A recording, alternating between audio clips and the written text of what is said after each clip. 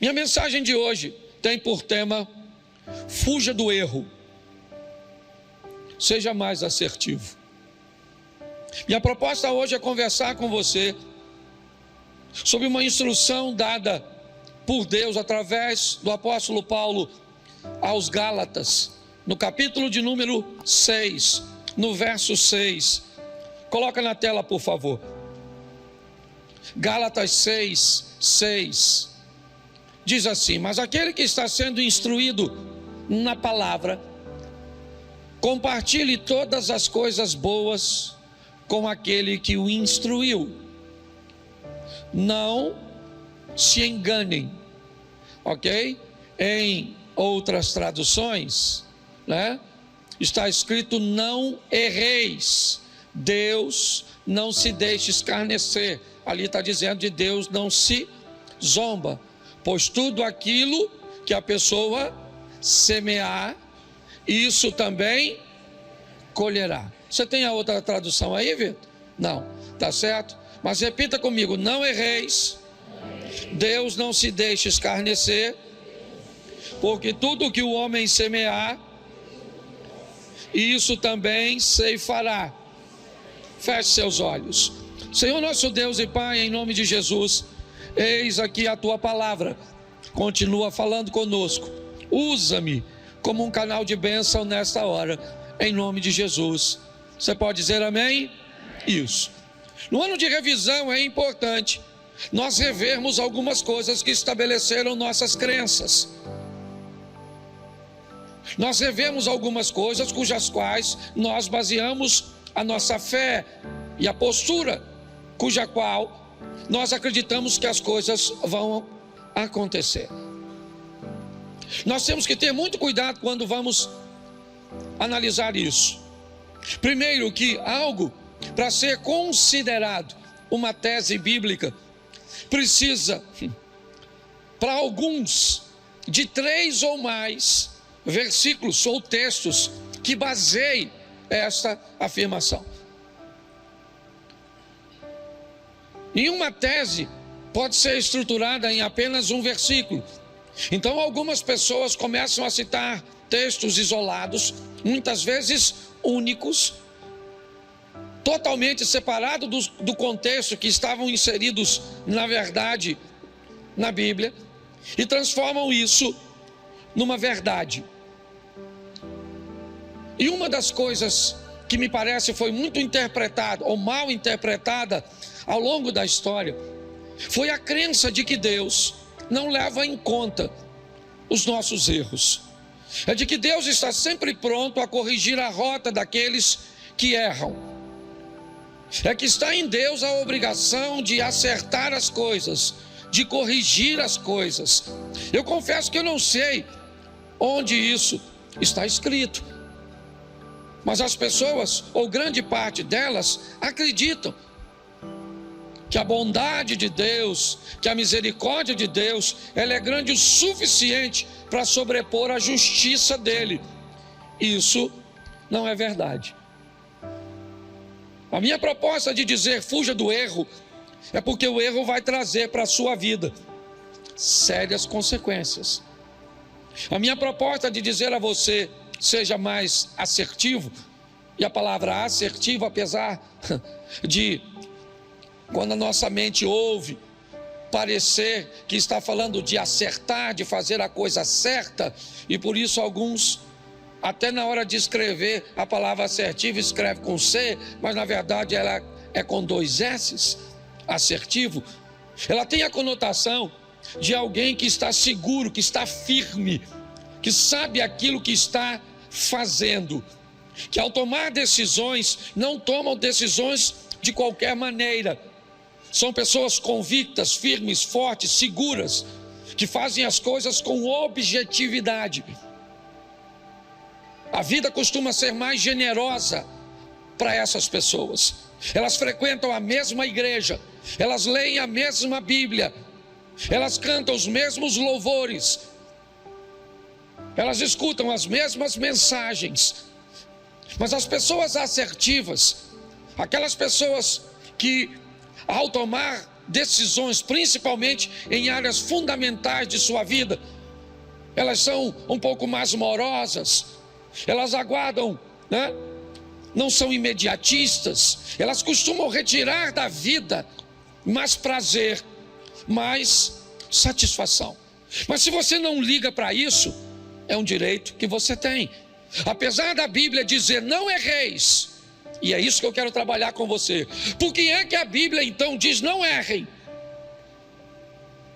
Ela não poderia dizer, olha, se você errar, não tem tanto problema assim. Não, ela diz não errem, porque de Deus não se zomba, Deus não se deixa escarnecer. O que você fizer, você vai ter que enfrentar o efeito ou a reação da sua ação.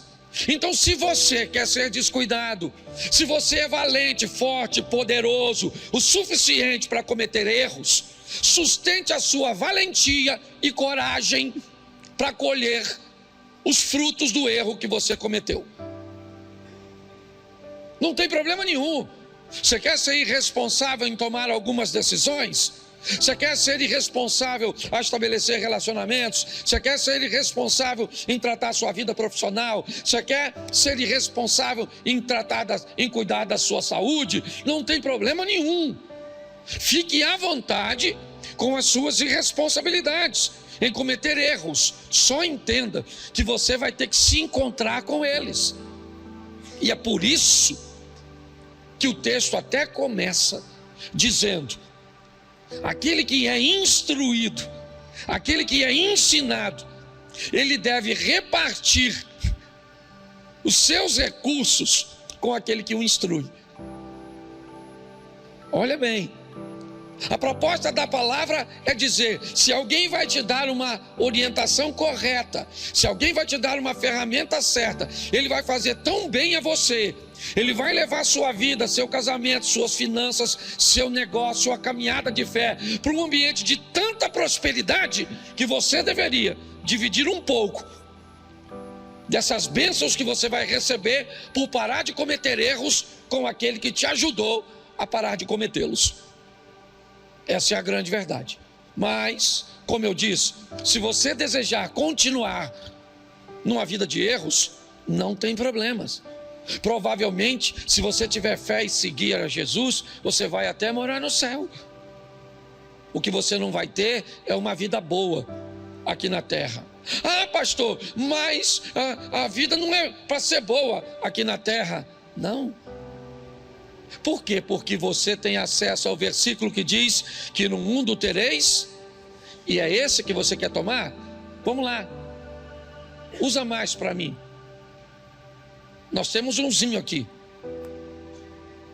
que justifica o sofrimento. Mas vamos lá, eu vim para que tenham vida e a tenham em... Bem sei os pensamentos que tenho a respeito de vós, eles são de paz e não de mal, porque eu tenho proposto te dar o fim que você deseja. Quer ir para Deuteronômio? Vamos lá, os céus e a terra tomo hoje por testemunha, certo? Que eu tenho colocado diante de você bênção e maldição, certo? Escolha tu as bênçãos, para que viva tu e a tua descendência. Quando você vai pegar textos que falam de vida, de vitória, de boas escolhas, está assim.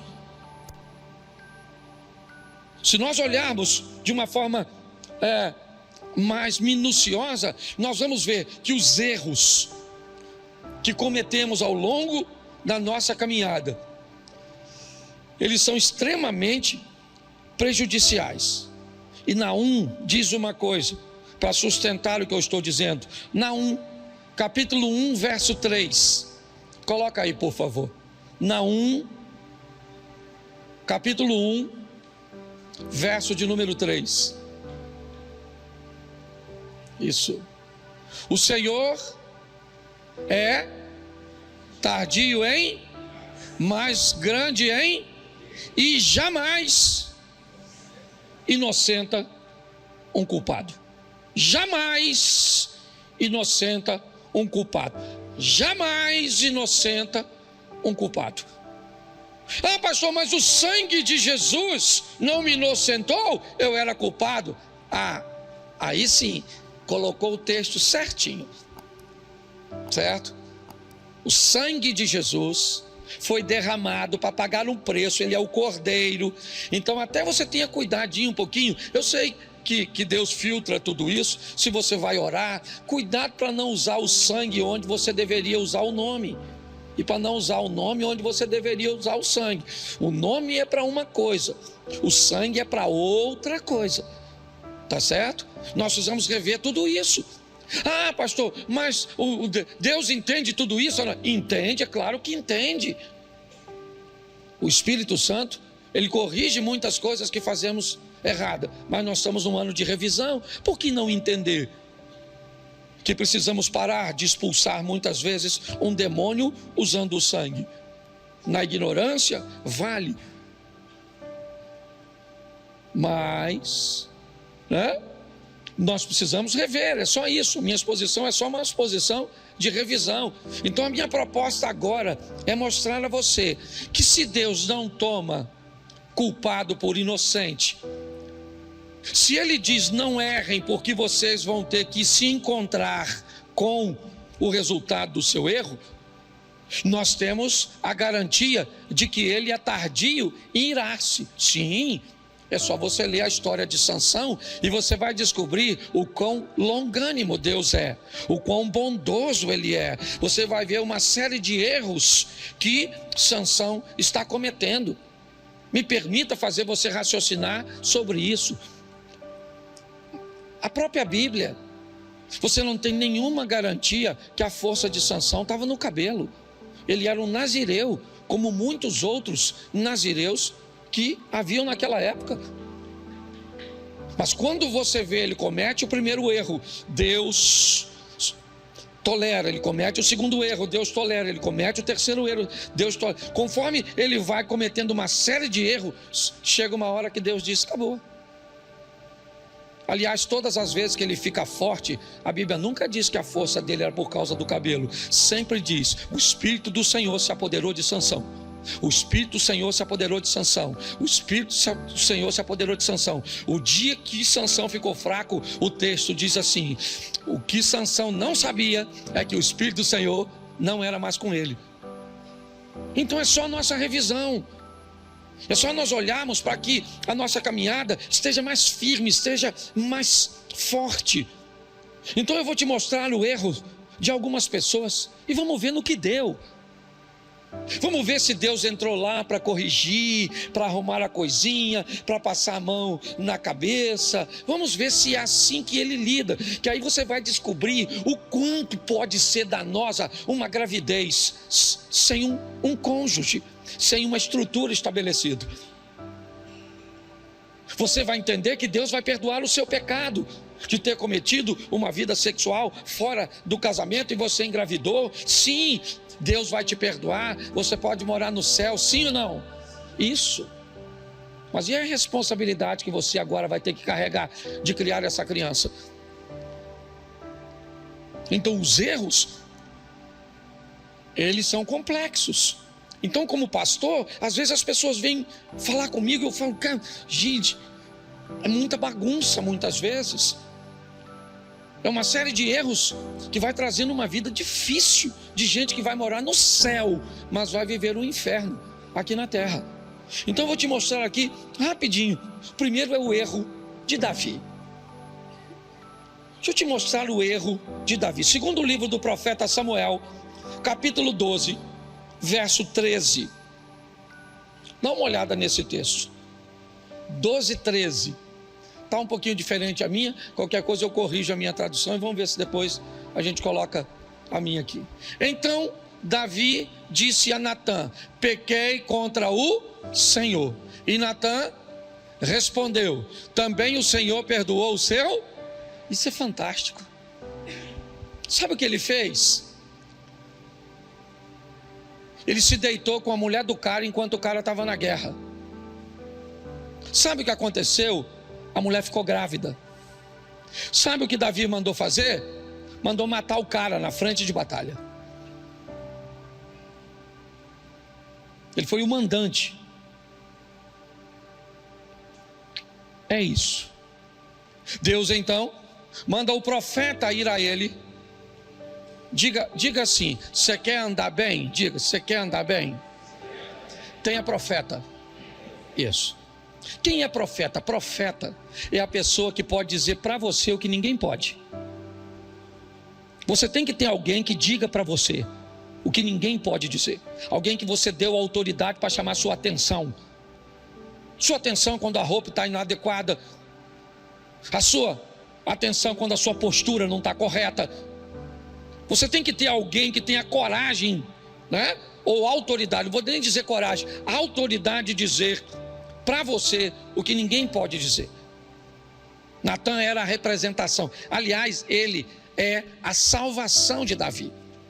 Ele vai à casa de Davi e vai dizer a ele que ele fez isso. Você se deitou com a mulher do Urias, você mandou matar Urias, e Deus viu tudo isso. O que ele disse?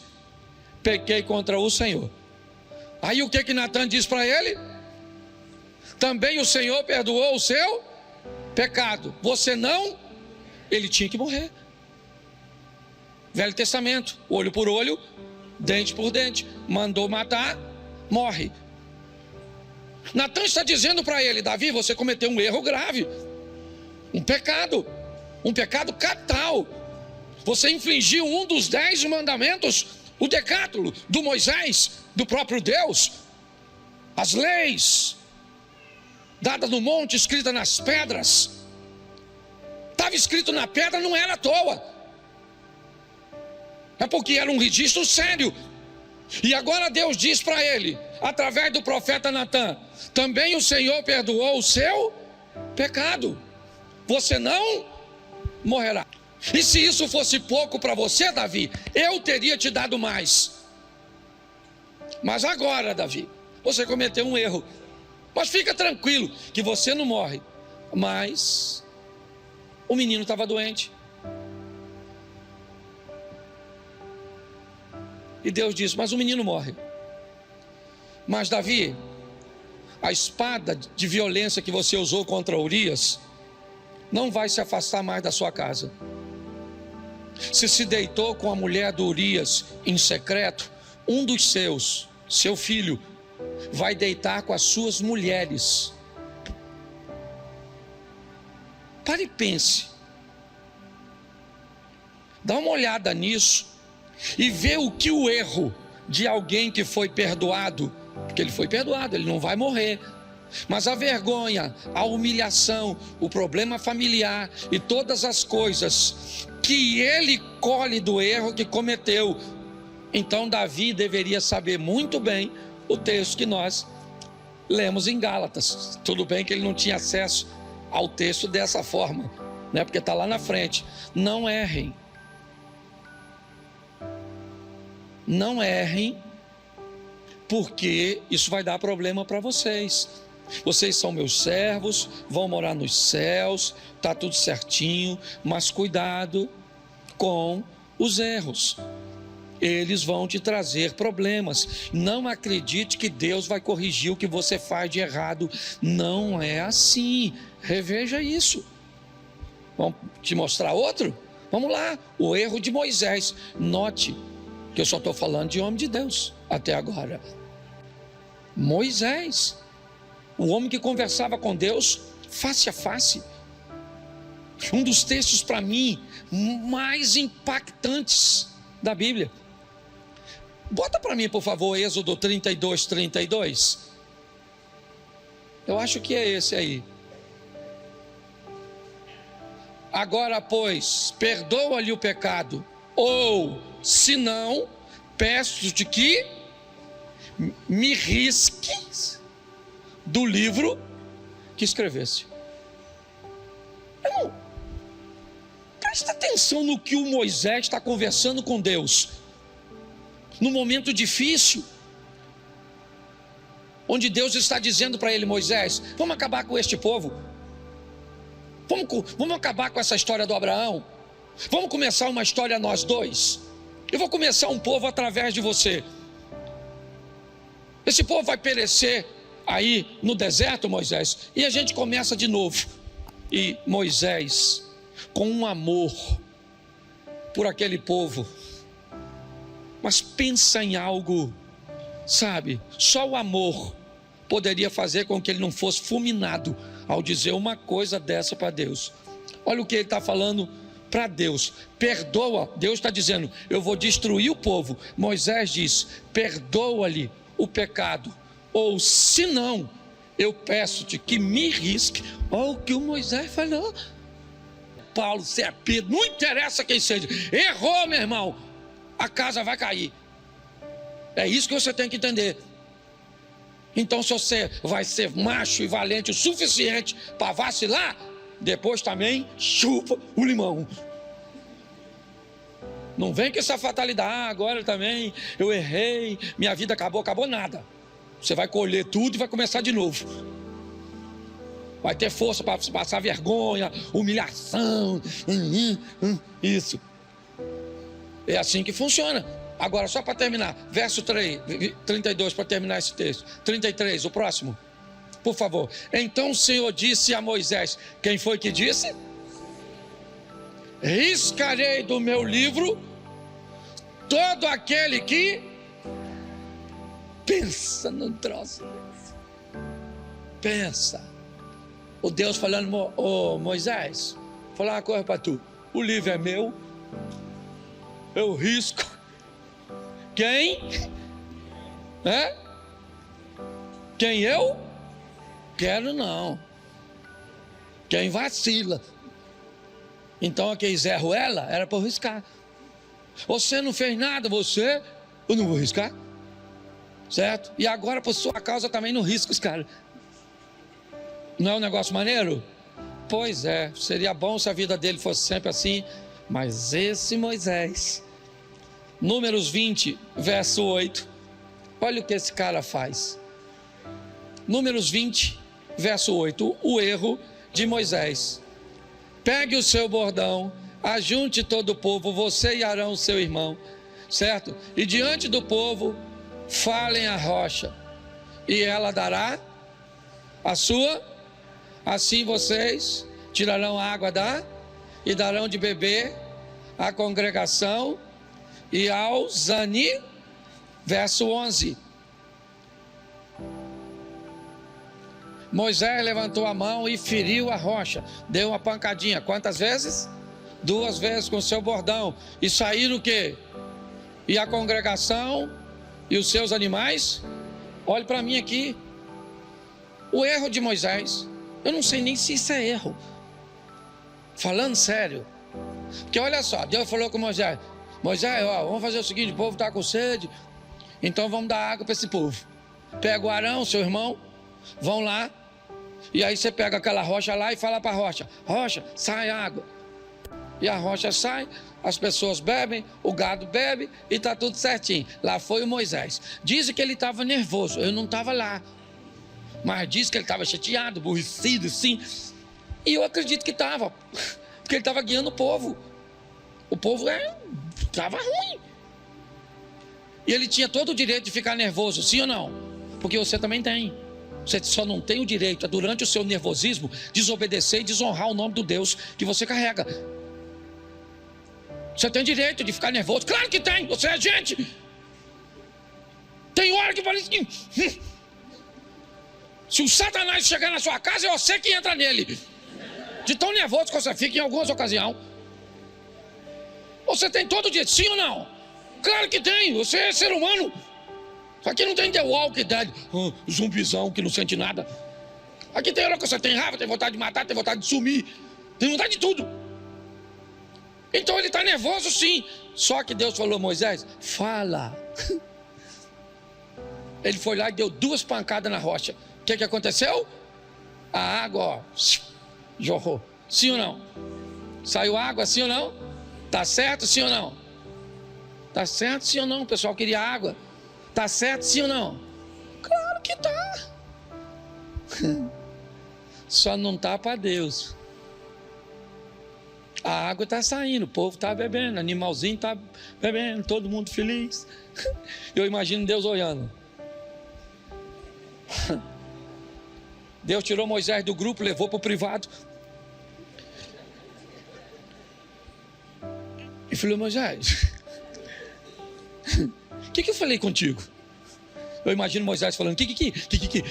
E Deus falou, seja homem, não gagueja não, maluco. Fez agora.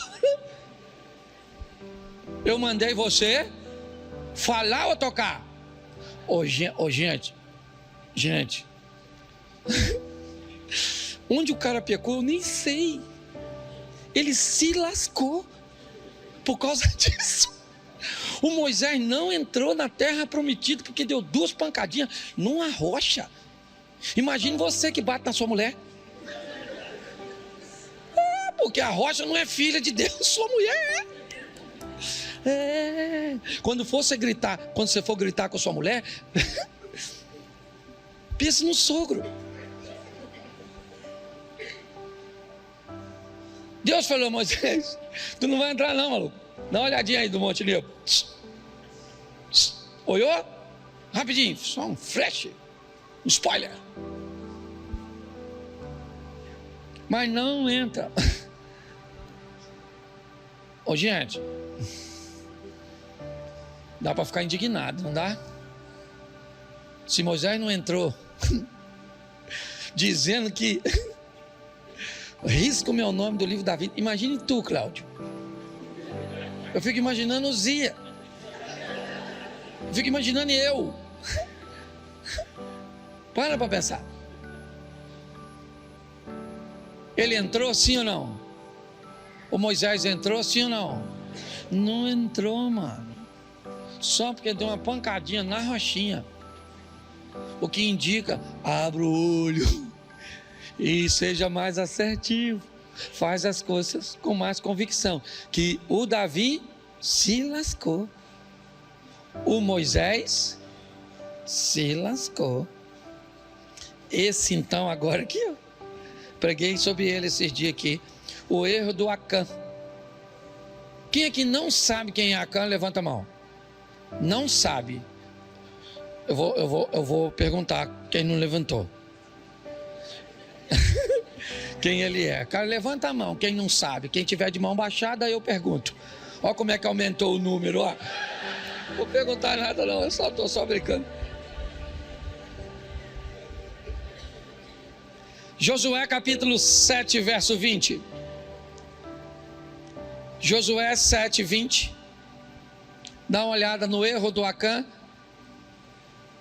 Acã respondeu a Josué: é verdade, eu pequei contra o Deus de Israel e fiz assim e assim. Você já escutou alguém pregar para tu que aquele que confessa alcança misericórdia? Com Acã funcionou não. Ele falou: fiz mesmo, pequei assim e assim. E Deus falou: assim. Então agora provavelmente tudo indica que esse cara foi para o céu, pertencia ao povo de Deus, mas perdeu o privilégio de viver aqui na terra. Por quê? Porque cometeu um erro. Perdeu o privilégio de viver aqui.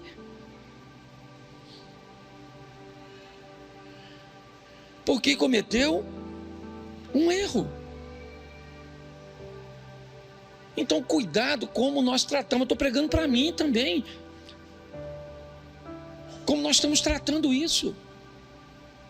Agora, esse exemplo que eu deixei por último para vocês, ele é comovente. Capítulo 31 de Gênesis, verso 30. Sobe para mim no teclado aqui, por favor. Gênesis 31, 30. Presta atenção nesse texto. Agora que você partiu de vez, pois está com saudade da casa de seu pai, por que roubou meus deuses? Prestem atenção aqui. Nesse texto nós temos o erro de Raquel e o erro de Jacó. Jacó não estava vivendo muito bem com seu sogro, as coisas não estavam boas, entendeu? Porque viver com parente nunca foi fácil,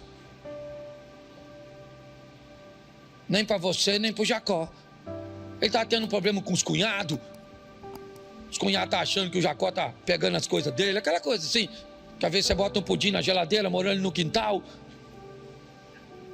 o pudim some.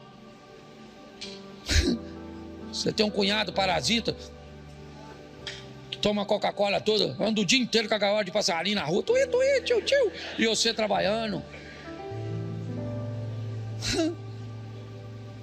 Hã? Você mora no quintal, você tem um filho, no quintal tem mais umas 5 crianças. Você dá um danoninho pro seu filho, tem que prender ele no canto. Come, meu filho, que eu te dou cobertura. Porque se as crianças verem o biscoito, você sabe mais ou menos isso. Isso é vida, comunidade, quase um ambiente indígena. Certo? Uma oca do lado da outra. É mais ou menos assim. E você ri de coisa que te faz chorar, é, né? Sim. Você lembra quando você morava na casa dos outros? Assim que casou. O quarto não era nem uma suíte. Para fazer amor era terrível. Não podia ter nenhuma sonoplastia. Se algum barulho. Depois, para tomar banho, um abre a porta. Você não sabe se fez amor ou roubou um banco. Não é? Coisa dessa tipo. Só estou mexendo na sua memória, né? Numa revisão. Vale a pena. Ele quer ir embora. As coisas não estão boas. Ele então junta tudo que tem. Jacó tinha maneiras muito esquisitas, muito escusas de resolver as coisas. Fazia parte de seu hábito. Até mesmo depois de se chamar Israel, ele ainda conservava algumas coisas muito ruins na hora de fazer coisas ou resolver alguns problemas. Ao invés de esperar o sogro chegar e dizer eu não quero mais ficar, não vai dar, ele espera o sogro sair numa diligência. Ele então, o sogro não estava em casa, ele pega todas as coisas que era dele e vai embora. O sogro então chega e é avisado de que Jacó foi embora, desmontou suas tendas, pegou seus animais e foi embora. Será que ele não aprendeu quando teve o problema com seu irmão Esaú? Que por pior que seja, deveria ser dito, por mais doloroso que seja, deveria ser exposto. Eu sei que às vezes dizer dói mais do que ficar calado. Agora, ele está indo embora, o sogro chegou e alguém avisa ele, ele foi embora. Mas Jacó conduzia crianças, mulheres, animais. Não dava para andar tão rápido, apesar de 7 dias. Labão então pega seus homens, seus cavalos, e rapidamente acaba alcançando Jacó. O encontro não é dos melhores. Deus, para amenizar a situação, aparece para Labão à noite, dizendo para ele controlar suas emoções e não fazer nada de mal. Labão então encontra com Jacó e diz para ele: eu só não vou fazer nada contra você porque o seu Deus me apareceu de madrugada e falou comigo. Note, ele teve que fugir para não morrer de seu irmão Esaú. E agora mais uma vez ele foge. É de um erro em erros. Mas sumiu alguma coisa da casa de Labão que ele está bem chateado. Algumas imagens de seus deuses desapareceu. Ele só precisava de um motivo. Tem alguma coisa na sua bagagem que não lhe pertence. Eu não estou aqui porque você está indo embora, eu estou aqui porque você me roubou. É isso. A tônica da história é essa. É por isso que eu vim. Porque eu cheguei em casa, tá bom. E Jacó disse, mas eu não peguei nada seu. Faz o seguinte, pode mandar seus homens procurarem. E na bagagem de quem eles acharem que essa pessoa morra.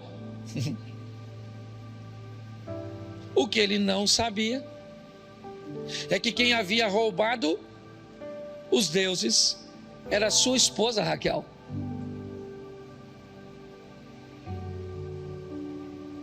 Quando isso aconteceu,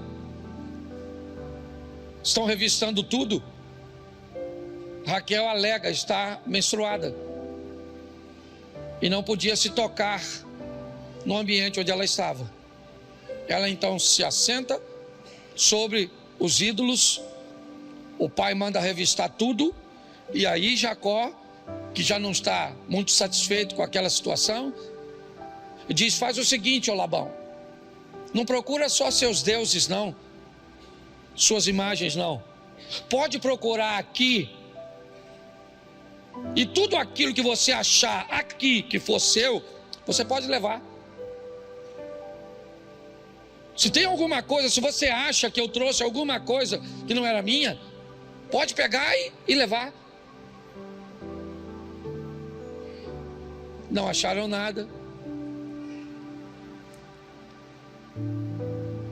Eles foram embora. Uma falsa sensação de paz. Mas ali, Raquel assinou sua própria sentença, cometendo o erro de roubar os ídolos. Jacó vai ficar sem sua amada esposa, porque lançou uma palavra de morte sobre a mulher que ele amava. A minha proposta é só mostrar e olhar também um Deus que me parece tem muitos problemas com erros. Um Deus que não vai passar a mão na sua cabeça. Um Deus que não vai ter você por inocente se você for culpado. Mas fique tranquilo que Ele também não tem você como culpado se você for inocente. Às vezes um casal vem para mim e me diz, pastor, eu vou me separar de minha mulher. E eu digo, não dá, pastor. Deus é minha testemunha. Eu digo, então beleza. Se Deus é sua testemunha, não sou eu que vou fazer parte da promotoria. Deus não precisa de testemunhas. Ele só disse algo muito sério. Um culpado diante de mim nunca se tornará inocente. O inocente nunca será um culpado. No que diz respeito à salvação, sempre que o culpado trouxer sobre si o sangue do Filho de Deus, ele o torna inocente. No que diz respeito a ir morar no céu, a viver na terra, não. Suas escolhas, elas se tornarão situações cujas quais você vai se encontrar amanhã. Vale a pena refletirmos sobre isso. Se Davi, que era um homem segundo o coração de Deus, errou, Deus disse, não morre. Mas a humilhação que você vai viver por causa do seu erro, ela não vai passar de você. Ninguém vai falar mal a meu respeito, é o que Deus está dizendo, por sua causa, e você vai ficar impune nessa terra. Ninguém vai falar mal de Deus por causa da sua roupa, e você vai. Ninguém vai falar mal de Deus por causa do seu vocabulário, e isso vai ficar assim. Ninguém vai falar mal de Deus porque você não paga, não cumpre suas obrigações. Ninguém. Deus não vai deixar isso barato, não. você pode ter certeza que você vai ter que se encontrar com isso. Então, a proposta que eu trago para nós hoje é: não erreis. Fuja do erro. Se torne mais assertivo, mais firme, mais convicto, mais certo, mais responsável na hora de agir. E eu posso garantir a você agora, de uma forma profética, mas amparada biblicamente, esse vai ser o melhor ano da sua vida. Não vai. Desse jeito, lançando essa palavra assim, eu mando uma palavra de que é o melhor ano da vida do inconsequente, o melhor ano da vida de um irresponsável, o melhor ano da vida de alguém que comete erros e não quer consertar. Tem alguma coisa de errado. Então vamos fazer direito, vamos rever. Se atentamente ouvires a Deus e os mandamentos meus e obedecer, o Senhor teu Deus te exaltará sobre todas as nações. Onde você passar, você será abençoado. Se atentamente ouvir a Deus, é condicional. Então eu posso dizer a você hoje, biblicamente, se você parar de errar, se você for mais assertivo, mais firme, mais convicto, mais responsável, 2024 será o melhor ano da sua vida. Posso ouvir um amém? A vida é cheia de escolhas e nossas decisões moldam o nosso caminho. Algumas escolhas nos aproximam de Deus, enquanto outras nos afastam de sua vontade. A palavra nos ensina que, embora Deus seja misericordioso, os erros têm consequências, e evitá-los é uma forma de honrar o nosso relacionamento com Ele. O apóstolo Paulo nos alerta em Gálatas capítulo 6, verso 7. Não se deixe enganar, de Deus não se zomba, pois o que o homem semear, isso também colherá. Mas quais são esses erros que devemos evitar? Vamos refletir sobre alguns deles à luz da palavra de Deus. Deus nos deu sua palavra como guia para nossas vidas. Quando ignoramos suas instruções, colocamos em risco não apenas nossa caminhada espiritual, mas também o nosso bem-estar. Um exemplo disso é a vida de Adão e Eva, que desobedeceram a Deus e enfrentaram as consequências de seu erro, como está escrito em Gênesis no capítulo 3. O segredo para evitar esse erro é permanecer atento à vontade de Deus e buscar a sua direção em oração. Muitas vezes erramos ao tomar decisões impulsivas diante de desafios. Pense em Moisés, que em um momento de ira feriu a rocha, ao invés de falar com ela, como Deus havia ordenado. Esse erro o impediu de entrar na terra prometida, como está escrito em Números no capítulo 20, versos 10 ao 12. A lição aqui é lembrar que Deus está no controle e nossas emoções não podem determinar nossas ações. Tem que tomar cuidado com o nosso descontrole, com o nosso destempero. Davi é outro exemplo.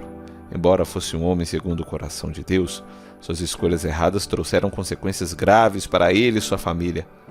Mesmo tendo sido perdoado, Davi enfrentou repercussões de seus atos, como está escrito em 2 Samuel, no capítulo 12. Isso nos ensina que, apesar do perdão de Deus, nossas escolhas têm impacto em nossas vidas e naqueles que estão ao nosso redor. Você deve se perguntar o seguinte: como eu posso evitar esses erros? Primeiro, conheça a palavra de Deus. Quanto mais conhecemos a Bíblia, mais preparados estamos para tomar decisões sábias. Em segundo lugar, busque sabedoria em oração. Antes de agir, peça a Deus clareza e discernimento. E por fim, tenha comunhão com outros irmãos, porque o conselho de irmãos sábios podem nos ajudar a evitar escolhas equivocadas. Agora reflita: você tem estado atento às suas decisões? Tem buscado a vontade de Deus em suas escolhas? Reserve um momento para entregar suas preocupações e caminhos ao Senhor. Ele deseja guiar você e evitar que esses erros comprometam seu propósito. Amém? Bom, se essa mensagem falou lá no fundinho do seu coração, compartilhe nos comentários como Deus tem te ajudado a evitar erros em sua caminhada. Não se esqueça de se inscrever, de deixar o seu like, de deixar um comentário e de compartilhar esse vídeo para que mais pessoas possam ser alcançadas pela palavra de Deus. Beleza? Que Deus te abençoe muito. Esse é o meu desejo, que você tenha dias abençoados, que Ele direcione os seus passos. Até o próximo vídeo.